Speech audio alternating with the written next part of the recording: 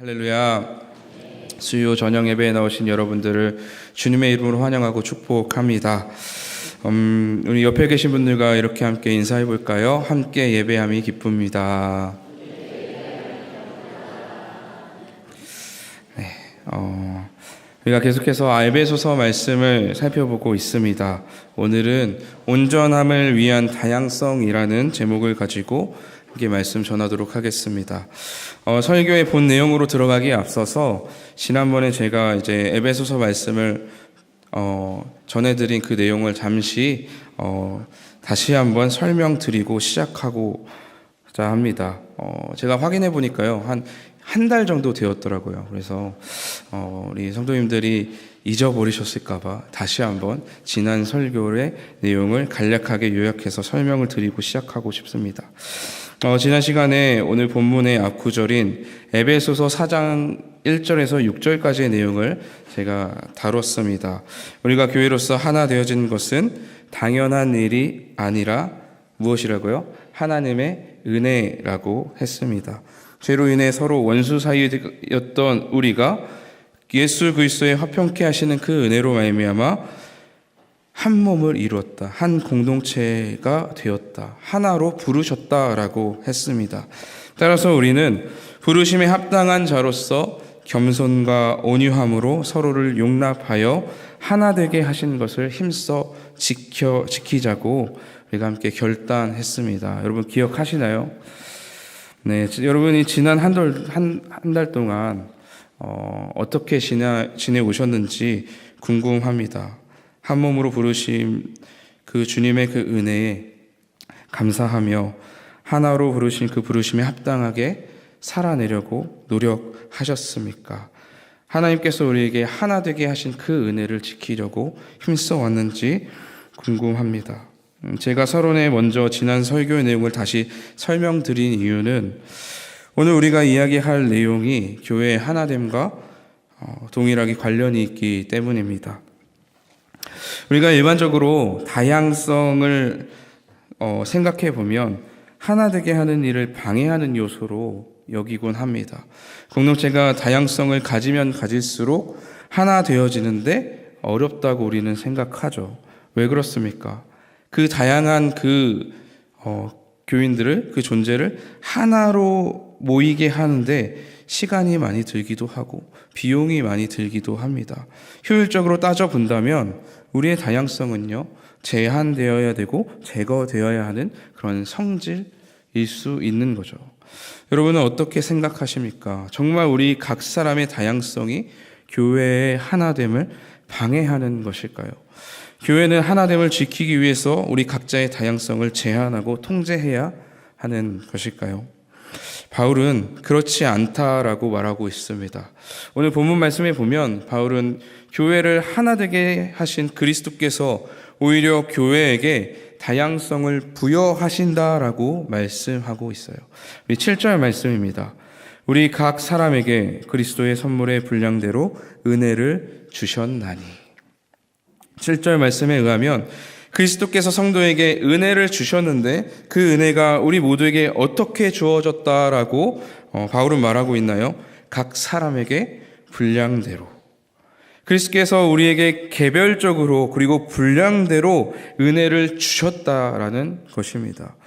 여러분, 우리가 먼저 생각해 봐야 할 점은 우리 각 사람이 은혜의 수혜자로 선택되어졌다라는 점이에요. 우리 중에 교회로 부름받은 그 누구도 은혜를 받지 못한 사람이 단 한 사람도 없다라는 것입니다. 그리고 그 주신 그 은혜가 바로 무엇입니까? 바로 은사라는 것이죠. 여러분, 은사는 각 사람에 따라 다릅니다. 주님께서 우리 모두에게 동일한 은사를 주시지 않고 각 사람에 따라 분량대로 그 은사를 주셨어요. 따라서 교회는 성도들의 각자의 다양한 은사에 의하여서 다양성을 부여받게 되는 거죠. 그리고 그 다양성은 교회의 하나됨을 방해하는 것이 아니라 오히려 강화시킨다는 것입니다. 로마서 12장 3절에서 5절 말씀 우리 함께 읽어볼까요? 12장 3절에서 5절 말씀 같이 읽겠습니다. 시작. 내게 주신 은혜로 말미암아 너희 각 사람에게 말하노니 마땅히 생각할 그 이상의 생각을 품지 말고 오직 하나님께서 각 사람에게 나누어 주신 믿음의 분량대로 지혜롭게 생각하라.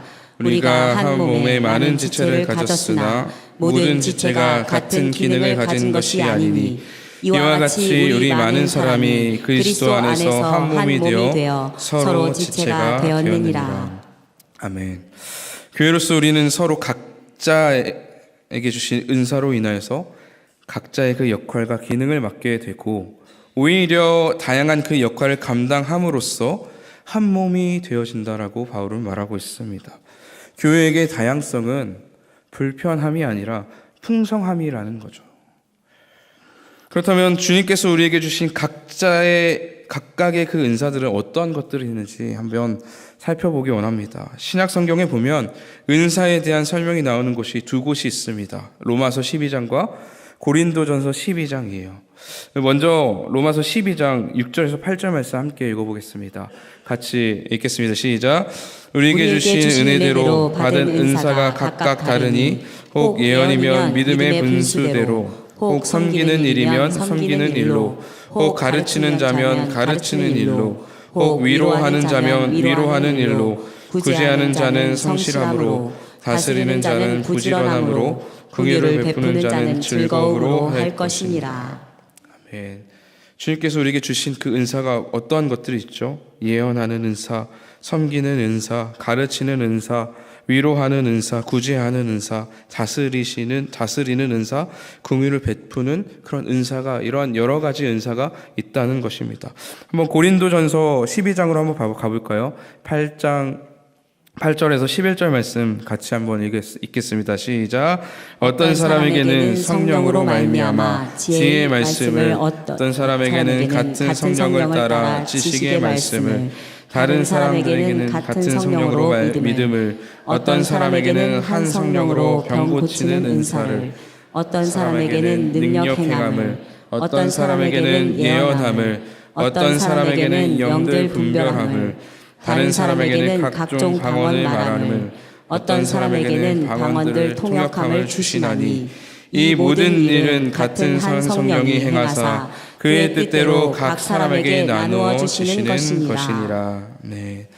어떤 사람에게는 지혜의 말씀을 주시고, 어떤 사람은 지식의 말씀을, 믿음을 주시기도 하시고, 병 고치는 은사를, 또 능력을 주시기도 하시고, 예언의 은사를 주시기도 하시고, 분별의 은사, 혹은 방언, 또 방언을 통변하는 그런 은사들을 각자에게 각각의 은사들을 주셨다라는 거죠. 이처럼 다양한 은사들이 우리에게 주어졌는데, 우리에게 은사를 주시는 그 기준이 어디에 있다라는 겁니까? 그의 뜻대로. 우리에게 있는 것이 아니라 하나님께 있다라는 거예요. 하나님의 주권과 뜻에 의하여서 다양하게 우리에게 주신 것이 은사라는 것입니다. 그런데 오늘 본문에 보니까요, 그리스도께서 또 특정한 사람들에게 무언가를 주신 것들이 있어요. 우리 11절 말씀입니다. 제가 읽겠습니다. 그가 어떤 사람은 사도로, 어떤 사람은 선지자로, 어떤 사람은 복음 전하는 자로, 어떤 사람은 목사와 교사로 삼으셨으니. 사도, 선지자, 복음 전하는 자, 목사와 교사. 여러분, 이것은 직분을 말합니다. 그리스도께서 성도들 중에 어떤 사람을 세우셔서 직분을 맡게 하신 것입니다. 여러분, 직분에는 권위가 있습니다. 직분을 받은 성도는요, 주님께서 주신 그 권위를 가지고 직분에 걸맞는 일을 감당해야 하는 겁니다. 쉽게 말해서 하나님께서 교회를 위해서 세우신 일꾼들이 바로 직분자인 것이죠. 여기서 우리가 기억해야 할 것은, 나의 은사와 직분은 그리스도 예수의 뜻 안에서 각 사람의 분량대로 주어진 은혜의 선물이라는 것입니다. 여러분, 은혜가 무엇입니까? 대가를 지불하지 않고도 거저 받는 것이 은혜 아닙니까? 우리가 은사를 받음도, 직분을 부여받음도 은혜라는 거예요. 거저 주어진 은혜라는 거죠. 지금 내가 가지고 있는 그 은사가 내가 어떠한 자격을 갖추었기 때문에 주신 것이 아니라 하나님의 뜻 안에서 그저 은혜로 주신 은사이라는 거죠. 그리고 지금 내가 맡고 있는 그 직분이 내가 어떠한 그런 조건을 다 충족하여서 내가 신앙생활을 정말 착실하게 수십 년간 열심히 해서 보상받는 그 보상이 아니라는 거예요. 하나님께서 주님의 그 뜻 안에서 나에게 주신 은혜라는 것을 우리는 기억해야 합니다. 나의 은사와 직분에는 나의 공로나 지분이 먼지만큼이라도 들어있지 않다라는 거예요. 그러므로 우리는 나의 은사와 직분을 가지고요, 우쭐댈 이유도 없습니다. 어떠한 근거도 없다는 그 사실을 우리는 기억해야 돼요. 내가 남들보다 더 뛰어나다고 직분이 있다라고 해서 자랑할 필요도, 자랑해서도 안 된다는 것을 우리는 기억해야 할 줄 믿습니다. 여러분, 은사는 말 그대로 선물입니다. 나보다 나를 가장 잘 아시는 그 주님께서 나에게 딱 알맞는 은사를 나에게 주신 거예요. 그리고 나에게 딱 필요한 그 직분을 나에게 맡기신 것입니다. 따라서 여러분, 우리에게 내게 주어진 은사를 아쉬워하거나 나에겐 없고 남에게 있는 그 은사를 부러워할 그런 이유도 근거도 없다는 거예요. 직분을 못 받았다고 속상할 이유도 없습니다. 그럼 우리가 하나님의 그 선하심을 믿고 하나님께서 나를 가장 잘 아시는 분이라는 것을 믿는다면 우리는 그 선하신 하나님께서 우리 모두를 위해서 내리신 그 결정이 최선의 선택이라는 것을 우리는 또한 믿어야 할 줄 믿습니다. 그 선하신 하나님께서 주신 그 은사에 나는 감사하며 기뻐하면 되는 거예요. 주님께서, 그 선하신 주님께서 나에게 맡기신 그 직분, 감사함으로 충성되게 감당하면 되는 것입니다. 그렇다면 하나님께서 우리 개개인에게 이러한 다양한 은사와 직분을 주신 이유가 무엇일까? 12절 말씀 우리 같이 한번 읽어보겠습니다. 함께 읽겠습니다. 시작. 이는 성도를 온전하게 하여 봉사일을 하게 하며 그리스도의 몸을 세우게 하려 하심이라. 아멘. 하나님께서 우리에게 은사를 주시고 직분을 주신 그 이유가 무엇입니까? 그리스도의 몸된 교회를 세우기 위함입니다. 여러분, 내 자신을 위함이 아니라는 거예요. 나를 위함이 아니라는 거예요. 무엇을 위함입니까? 교회를 세우기 위함이라는 거예요. 교회를 위해, 공동체의 지체를 위해 우리에게 은사를 주셨고 직분을 맡기셨다는 거죠. 따라서 내게 있는 그 은사, 나에게 맡기신 그 직분을 무엇을 위해 사용해야 합니까? 교회를 위해서 사용되어져야 한다는 것을 기억하시기 바랍니다. 그런데 늘 그렇지만 항상 문제는 언제 생길까요? 주어진 목적대로 제대로 사용하지 않을 때 생기지 않습니까? 주님은 분명히 교회를 위하여 사용하라고 우리에게 은사를 주셨고 직분을 맡겨주셨습니다. 그럼에도 불구하고 자기 자신을 위해 은사와 직분의 그 권위를 남용하는 분들이 있어요. 하나님이 주신 그 은사를 자기 만족과 자기 증명을 위한 도구로 사용하는 거예요. 하나님이 내게 이양하시고 맡기신 그 직분의 그 권위를 자기 자신의 이익을 위해서 사유화하고 남용하는 그런 경우입니다. 부끄럽지만 저에게도 그러한 연약함이 있었어요. 그 시절이 있었습니다. 저는 고등학교 때부터 찬양 인도를 했습니다. 어쩌면 지금까지도 나름대로 찬양 인도를 하나님이 제게 주신 은사라 여기며 그렇게 섬기고 살아왔어요.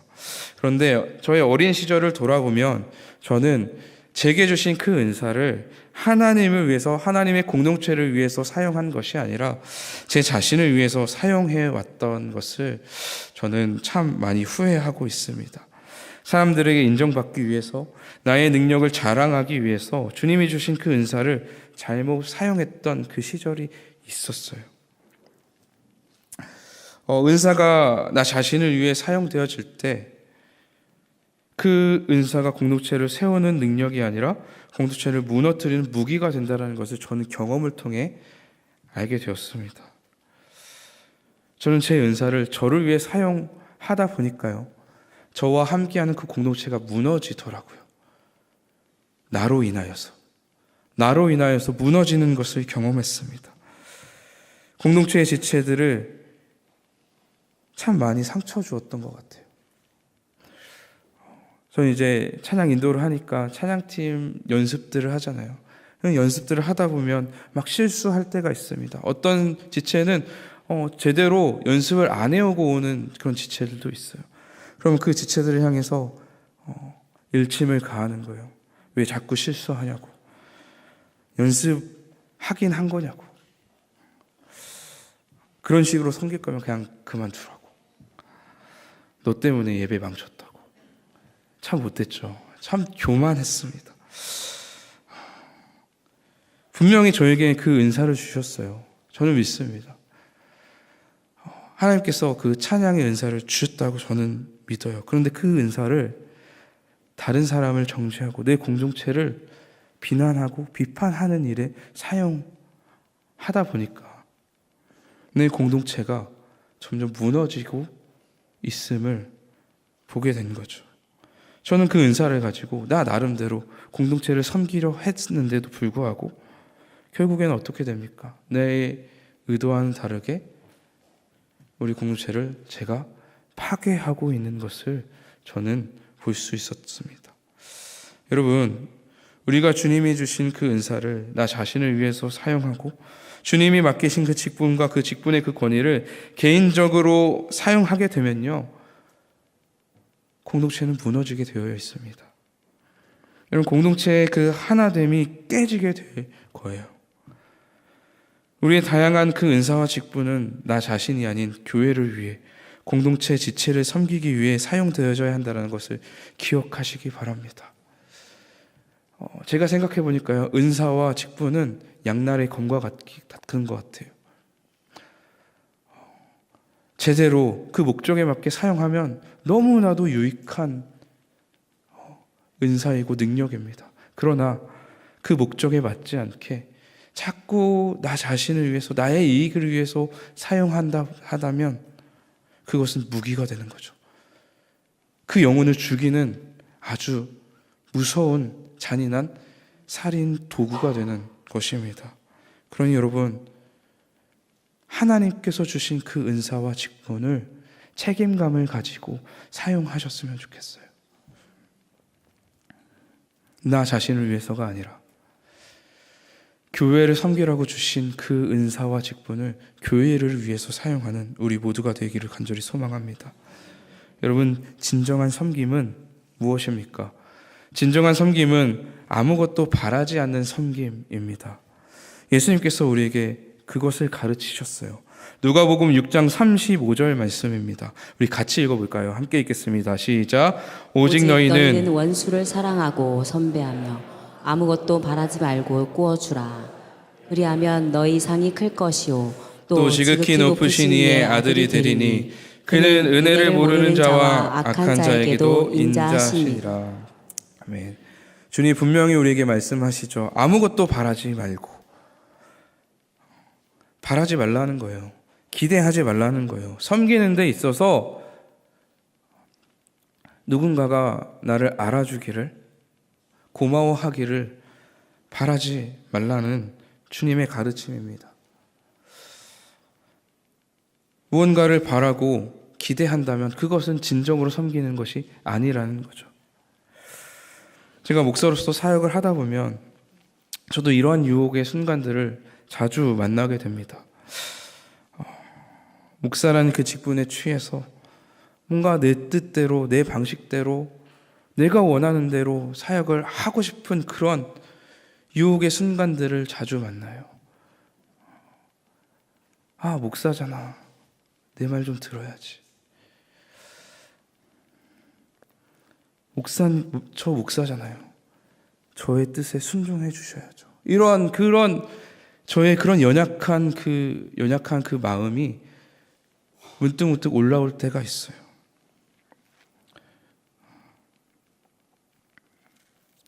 내가 원하는 방식대로 고집 부리면서까지 제가 하고 싶은 대로 하고자 하는 그런 마음들, 또 내가 수고하고 헌신한 것들을 누군가가 알아줬으면 하는 그런 마음들이 제 안에서 불쑥불쑥 올라오게 됩니다.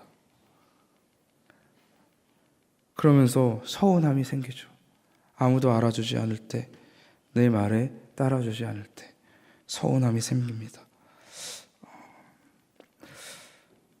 그런데 그럴 때마다 제가 늘 기억하는 것이 있습니다. 제가 목사 안수를 받고 그때 다짐했던 것이 있어요. 뭐였냐면, 절대로 내 욕심에 의해서 청년들과 우리 성도님들을 이용하려 하지 말자. 대접받으려 하지 말자. 그냥 끝까지 섬기자. 사랑하기로 결정했으니 끝까지 사랑하자.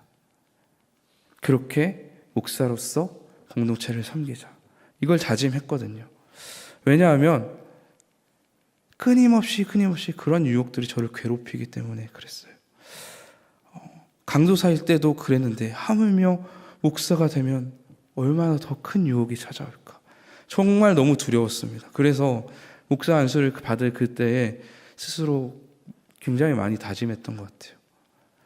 나의 이 은사와 직분을 나를 위해서 사사로이 사용하지 말고 남용하지 말자. 여러분, 진리에 관한 것이 아니면, 한 사람의 영혼이 잘못되는 일이 아니면 고집 부리기보다는 기다려주고 이해시켜주고 설득해보자. 무언가를 기대하지 말고 이왕 섬기기로 했으니 온전히 한번 그냥 끝까지 섬겨보자. 한번 사랑하기로 했으니 끝까지, 주님이 우리를 끝까지 사랑해 주신 것처럼 나도 끝까지 한번 사랑해보자. 배신을 당하더라도 끝까지 한번 사랑해보자. 이러한 다짐을 했었던 것 같아요. 그리고 저는 그렇게 내 안에서 인정받고자 하고 서운한 마음들이 계속해서 올라올 때마다 끊임없이 그 다짐을 기억해내려고 합니다. 여러분, 주님 우리 각 사람에게 분량대로 은사를 주셨습니다. 그리고 직분을 맡겨주셨습니다. 그 직분을 통해서 권위를 우리에게 주셨어요. 근데 어떻게, 무엇을 하라고 주셨습니까? 공동체를 섬기라고 주셨다는 거예요. 섬기라고 그 선물을 주셨다는 거죠. 그렇다면 우리는 그 목적에 맞게 섬김을 위해서 나의 은사와 그 직분을 사용해야 되지 않겠습니까? 주신 목적에 합당하게 사용하는 우리 모두가 되기를 소망합니다. 주신 은사와 직분을 가지고 공동체를 섬기고 공동체를 세워가는 그런 한 사람 한 사람 되시기를 간절히 소망합니다. 은사와 직분을 가지고 교회를 섬기는 일이 교회를 세우는 일이라고 한다면, 교회의 지체인 우리 또한 섬김을 통해서 온전해질 수 있습니다. 우리는 누군가를 섬김으로써 온전해지고 그 믿음이 자랄 수 있다라는 거예요. 그런데 여기서 우리가 분명히 짚고 넘어가야 할 것이 있습니다. 우리는 온전해져야 한다는 거예요. 완벽해져야 되는 것이 아니라 온전해져야 된다는 사실을 우리는 기억해야 합니다. 여러분, 오늘 본문에서 온전함이라고 번역된 이 헬라어 카타르티스모스는 원어적 의미는 목적에 적합하게 준비되어지다라는 의미입니다. 그 목적에 적합하게 준비되어지다가 바로 온전함이라는 거죠. 따라서 우리가 이루어야 할 그 온전함은 무엇입니까? 완벽함이 아니에요. 어떠한 흠도 없는 완벽한 인간으로서 준비되어지는 것이 아니에요. 온전함을 이루는 것, 그것은 하나님께서 우리 각 사람에게 주신 그 은사와 직분에 적합한 사람으로 준비되어지는 것이 바로 온전함임을 기억하시기 바랍니다. 따라서 우리는 다른 사람과 비교할 필요가 없어요. 왜 그렇습니까? 주님이 각 사람에게 주신 그 은사대로 우리는 살아가면 되는 거예요. 우리에게 주신 그 직분에 맞게 온전히 살아내면 되는 겁니다. 합당하게 살아내면 되는 거예요. 그것이 바로 온전한 삶입니다. 나보다 더 많은 것들을 감당하고 있다고 부러워할 필요가 없습니다. 나보다 더 많은 사역들을 감당하고 있다고 자격지심 가질 필요가 없어요. 주님이 나에게 허락하신 그 사역과 그 직분과 그 은사에 마땅하게 살아내고 또 감당하면 되는 것입니다. 내 은사보다 남의 은사가 더 좋아 보인다고 해서 아쉬워할 필요도 없습니다. 내 은사보다 남의 은사가 더 크다고 해서 하나님께 원망할 필요도 없어요. 우리의 목표는 무엇입니까? 완벽이 아닙니다. 온전함이기 때문에 우리는 다른 사람을 볼 필요가 없어요. 주님을 바라보고 주님이 내게 맡기신 것을 우리는 기억하면 되는 것입니다. 여러분, 예수님의 달란트 비유 아시죠? 우리는 그것을 기억해야 돼요. 그 달란트 비유를 통해서 가르치시는 그 가르침을 우리는 기억해야 합니다. 주님은요, 주신 만큼 요구하시지 주신 것보다 더 많은 것을 우리에게 요구하시는 분이 아니십니다. 한 달란트를 받은 자에게 왜 5달란트를 남기지 않았냐고 책망하시는 분이 아니에요. 오히려 주신 그 달란트를 사용하지 않은 것을 책망하시는 분이 주님 아니십니까? 우리의 온전함은 주신 그 달란트, 주신 그 은사와 직분을 온전히 감당해내는 것임을 기억하시기 바랍니다. 따라서 우리 모두는 서로를 섬김으로써 서로의 온전함을 이룰 수 있는 한 몸입니다.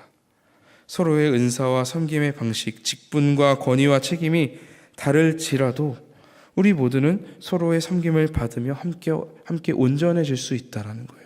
여러분, 잘 기억해 보세요. 여러분이 지금 이 자리에서 이만큼의 신앙을 가지고 신앙생활 할 수 있었던 것이 누구의 도움과 누구의 섬김으로 가능한 것입니까? 공동체의 섬김과 헌신 덕분 아닐까요? 저는요, 늘 잊지 않으려는 것이 있습니다. 그게 뭐냐면 공동체에 대한 감사함입니다. 제가 이만큼 목사로서 섬길 수 있게 되는 것이 바로 여러분의 섬김 때문이라는 거죠. 바로 우리 청년들의 섬김 때문이라는 것을 저는 잊지 않으려고 해요. 그래서 늘 고마워하려 합니다. 여러분, 감사함을 잊어버리면요, 당연한 것이 되고요, 당연한 것이 되면요, 불만이 되는 것 같아요. 목사로서 섬기면서 가장 큰 위기는 고마움을 잊어버리는 거라고 생각합니다.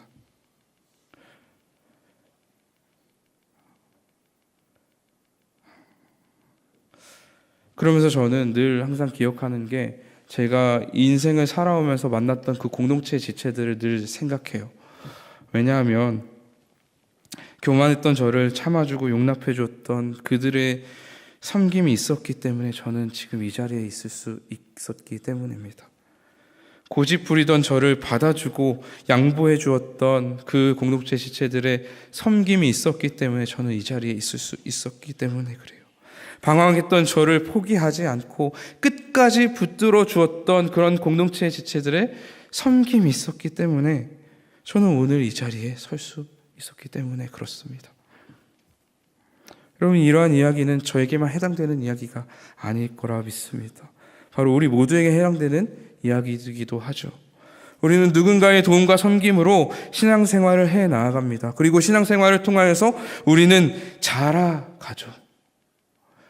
여러분, 우리는 공동체 없이는 자라갈 수 없습니다. 왜 그렇습니까? 우리는 섬김을 통해서 자라가기 때문에 그렇습니다. 누군가의 섬김을 받음으로써, 누군가를 섬김으로써 우리는 우리의 신앙은 자라가는 것입니다. 그러니 여러분, 지금의 나의 공동체의 섬김을 늘 기억하시고 공동체의 그 섬김에 늘 감사함을 잃지 않았으면 좋겠습니다.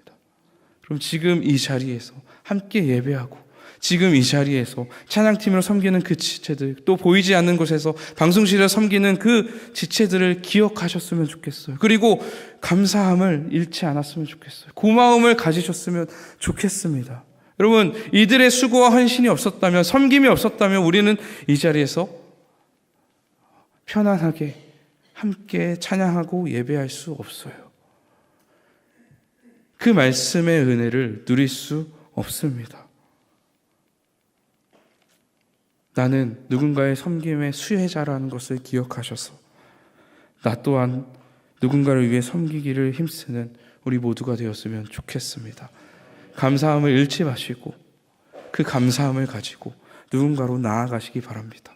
그리고 내가 받은 그 섬김을 다시 그 누군가에게 돌려주는 그런 은혜를 아는 믿음의 사람 되기를 간절히 소망합니다.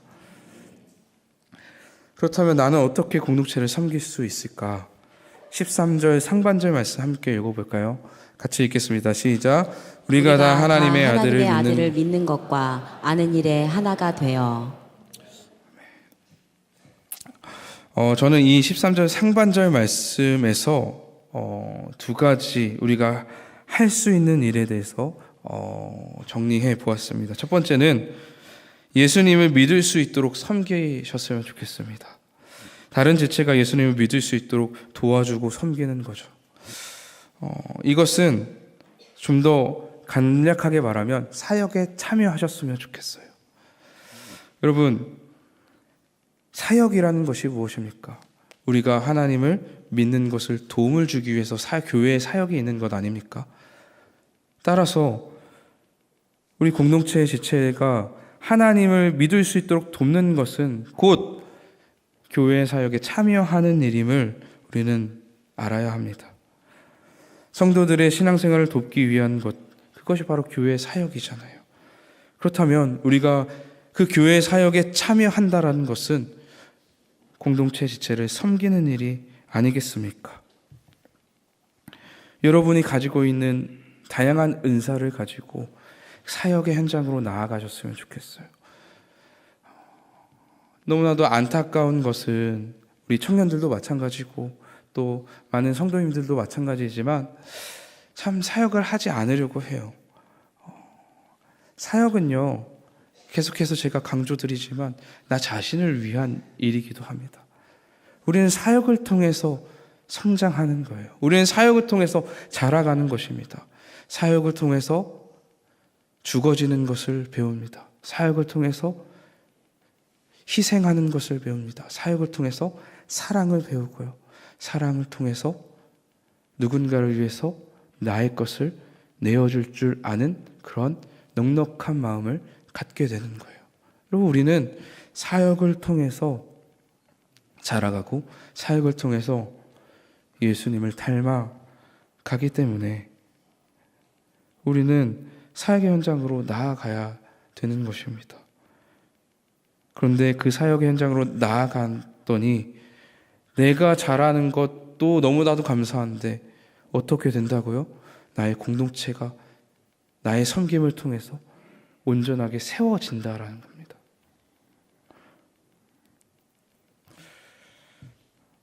우리 모두가 사역의 현장으로 내가 가진 그 은사를 가지고 나아가는 그런 모두가 되기를 소망합니다. 그런데 사역으로 나아가고 또 사역을 하는 데 있어서 우리가 신경 써야 할 점이 있습니다. 그것은 누군가가 나를 통해서 실족하는 거예요. 덕을 세우는 일입니다. 우리 고린도전서 10장 23절 24절 말씀입니다. 제가 읽어드리겠습니다. 모든 것이 가하나 모든 것이 유익한 것은 아니요 모든 것이 가하나 모든 것이 덕을 세우는 것은 아니니 누구든지 자기의 유익을 구하지 말고 남의 유익을 구하라. 여러분, 우리는 모든 것을 할 수 있습니다. 여러분, 누가 우리를 억압하나요? 누가 우리의 자유를 제한합니까? 아니죠. 우리는 나의 자유에 의해서 모든 것을 할 수 있습니다. 진리 안에서 우리는 모든 것을 할 수 있어요. 그러나 우리는 주의해야 합니다. 나의 사소한 그 행동 하나에 누군가는 실족할 수 있고 교회를 떠날 수 있다는 거예요. 그러므로 우리는 늘 무엇에 신경 써야 할까요? 덕을 세우는 일에 힘써야 돼요.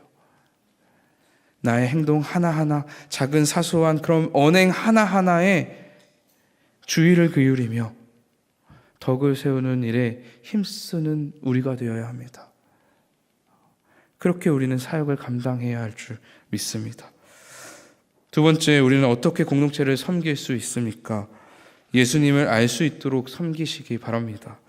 하나님을 알 수 있도록, 예수님을 알 수 있도록 주님을 전하고 가르치는 그 사역에 참여하는 거예요. 정말 이것은 너무나도 중요한 사역입니다. 주님이 우리에게 베푸셨던 그 사역이잖아요. 전도를 통하여서 복음을 증거하는 그 사역에 참여하시고요. 또 교사가 되어서 다음 세대들에게 복음을 전하는 그 사역에 참여하셨으면 좋겠어요. 여러분, 여기 모태신앙도 계시죠. 또 주일학교를 경험한 분들 계실 거예요. 여러분들이 지금 성인이 되어서 장년이 되어서까지 신앙생활 할 수 있었던 것이 누구의 섬김 때문입니까? 바로 주일학교 교사분들 때문 아닙니까? 그때에 나에게 가르쳐 주신 그 복음과 그 하나님의 그 말씀의 그 가르침, 그 덕분에 우리는 교회를 떠나지 않고 지금까지도 신앙생활 해온 것 아니겠습니까? 여러분, 너무나도 중요한 일인 것 같아요. 다음 세대를 세우는 일, 다음 세대를 가르치는 일, 너무나도 중요한 사역입니다. 그 사역에 동참하여서 다음 세대를 세우고 또 예수님을 알 수 있도록 돕는 그 사역에 헌신하는 우리 모두가 되었으면 좋겠습니다. 여러분, 그러기 위해서, 예수님을 알 수 있도록 돕기 위해서 우리는 무엇이 또한 필요할까요? 아는 것이 필요하죠. 아는 것. 알아야지 전하는 거잖아요. 따라서 우리는 이 섬김을 감당하기 위해서 하나님을 알기를 또한 힘써야 된다는 것을 기억하셨으면 좋겠습니다. 여러분, 우리 열방교회 표어가 있잖아요. 주를 알고 주를 알리자. 여러분, 이 정신을 우리가 늘 붙들어야 될 줄 믿습니다. 여러분, 어떤 목사님이 그러시더라고요. 제 청년 때 이렇게 말씀하셨어요. 그리스도인이 되어진다는 것은 죽을 때까지 공부하는 일이다. 우리는 끊임없이 주를 알기 위해 힘써야 돼요. 여러분, 우리의 지식으로는 주님을 온전히 다 알 수 없습니다. 우리는 끊임없이 우리의 지식의 진보를 향해 나아가야 돼요. 여러분, 우리가 주님을 알아가면 알아갈수록 내가 알아가는 그 하나님으로부터 돌아오는 그 은혜가 더 많이 풍성해짐을 우리는 알아야 돼요.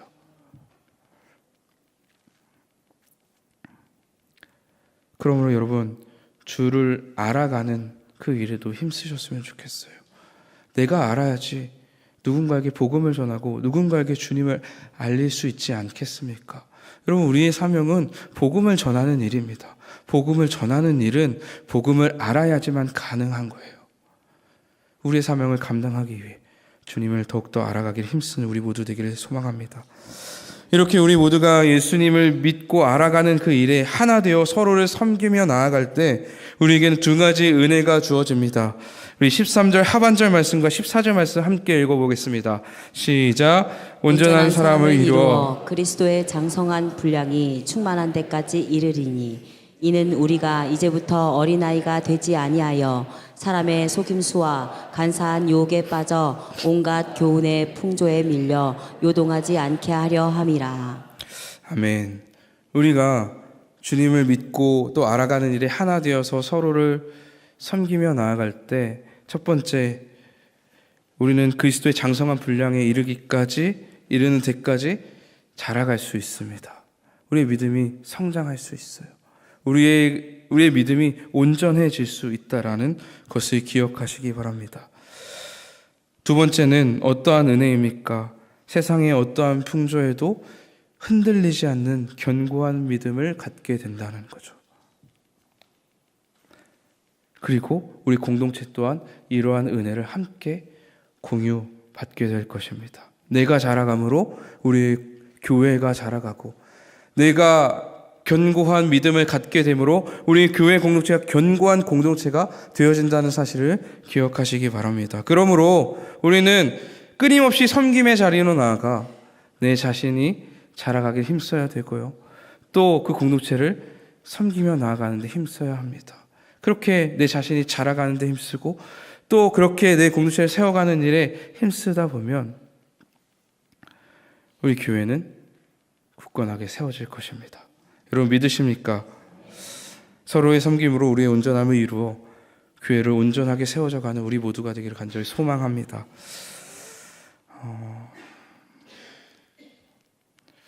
누군가를 섬기는 일, 그것도 아무런 보상 없이 섬기고 헌신하는 일, 쉬운 일 아니죠. 외롭고 힘든 일입니다. 그럼에도 불구하고 우리가 이 어려운 일을 포기할 수 없는 이유가 있어요. 그것이 무엇입니까? 그리스도께서 먼저 우리를 섬겨주셨기 때문 아니겠습니까? 빌립보서 2장 5절에서 8절 말씀입니다. 우리 같이 함께 읽겠습니다. 시작. 너희 안에 이 마음을 품으라. 곧 그리스도 예수의 마음이니 그는 근본 하나님의 본체시라. 하나님과 동등됨을 취할 것으로 여기지 아니하시고 오히려 자기를 비워 종의 형체를 가지사 사람들과 같이 되셨고 사람의 모양으로 나타나사 자기를 낮추시고 죽기까지 복종하셨으니 곧 십자가에 죽으심이라. 아멘. 우리가 믿고 따르는 그리스도는 하나님 본체이십니다. 그 자체이시죠. 그러나 그분은요, 하나님과 같이 되어지는 것을 거부하십니다. 그리고 인간의 모습으로 이 땅에 오셨어요. 하지만 그분은 인간의 모습으로 오셨지만 여전히 무한한 능력을 가지고 계셨죠. 온 땅을 다스리신 만왕의 왕의 권위를 여전히 가지고 계셨습니다. 그래서 복음서에 보면 수많은 기적을 행하시고 자연의 만물을 다스리시는 그런 놀라운 일들을, 그런 능력들을 보이시죠. 참 인간이시고 참 하나님이신 예수 그리스도께서 십자가에 오르시기로 결정하세요. 여러분, 주님은요, 충분히 십자가에 가지 않을 만한 충분한 능력을 가지고 계셨습니다. 굳이 오르지 않으셔도 돼요. 그럼에도 불구하고 주님은 능력을 행하지 않으시기를 선택하셨어요. 충분한 그 능력을 가지고 계심에도 불구하고 우리를 위해, 우리를 섬기기 위해 그 능력을 포기하시죠. 또한 왕의 권위를 가지고 계셨음에도 불구하고 그 권위를 자기 자신을 위해서 사용하지 않으시고 하나님을 위해 그 권위를 내려놓으셨습니다. 인간의 모습으로, 종의 형체로 우리 가운데 오셨어요. 그리고 십자가에서 죽음을 택하십니다. 이것이 우리를 위해서 그리스도께서 섬기신 그 섬김입니다. 여러분, 왜 참 하나님으로서 전능하시고 세상을 다스릴 만한 그 권위를 가지신 예수님께서 그분의 능력으로 인간이 되시고 그분의 권위로 종이 되기를 선택하셨습니까? 우리를 섬기기 위해서임을 여러분, 우리는 기억해야 돼요. 주님은 그 능력으로 낮아지기를 선택하셨습니다. 주님은 그 권위로 종이 되기를 선택하셨어요.